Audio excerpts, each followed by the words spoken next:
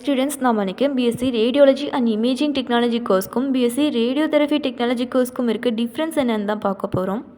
First BSc radiotherapy டெக்னாலஜினா என்னென்னு பார்த்தீங்கன்னா, ரேடியேஷனை use பண்ணி பேஷண்ட்க்கு இருக்க டிசீஸை க்யூர் பண்ணுற தெரபி ப்ராசஸை பற்றி தான் இருக்கும்.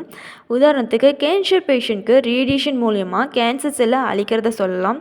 இந்த மாதிரி நிறைய ட்ரீட்மெண்ட்டில் ரேடியேஷனை யூஸ் பண்ணுறாங்க. இந்த ரேடியேஷன் தெரபி பற்றி டீட்டெயிலாக படிக்கக்கூடிய ஒரு கோர்ஸ் தான் ரேடியோதெரபி டெக்னாலஜி. அடுத்து ரேடியாலஜி அண்ட் இமேஜிங் டெக்னாலஜினா என்னென்னு பார்த்தீங்கன்னா, ரேடியேஷன் டெக்னிக்கை யூஸ் பண்ணி பேஷண்ட்க்கு என்ன பிரச்சனைங்கிறத டயக்னோசிஸ் பண்ணுறதை பற்றி இருக்கும். லைக் எக்ஸ்ரே, அல்ட்ராசவுண்ட், எம்ஆர்ஐ மாதிரியான மெஷின்ஸை யூஸ் பண்ணி அந்த டிசீஸை கண்டறியறதை தான் ரேடியாலஜி அண்ட் இமேஜிங் டெக்னாலஜின்னு சொல்கிறாங்க. ரெண்டு கோர்ஸுக்குமே டியூரேஷனாக இருக்கட்டும், எலிஜிபிள் க்ரைட்டீரியா சேமாக இருக்கும். பட் அதில் நம்ம படிக்கக்கூடிய சப்ஜெக்ட்ஸாக இருக்கட்டும், ஒர்க் பண்ணக்கூடிய இடமும் தென் ஒர்க் பண்ணுற பொசிஷன்ஸுமே டிஃப்ரெண்ட்டாக இருக்கும். அண்ட் சேலரி பேக்கேஜுமே டிஃப்ரெண்ட்டாக இருக்கும். இந்த டீட்டெயிலை பற்றி தெரிஞ்சுக்கணுன்னா ஸ்க்ரீனில் தெரியிற நம்பருக்கு கால் பண்ணி டீட்டெயில்ஸ் தெரிஞ்சுக்கோங்க.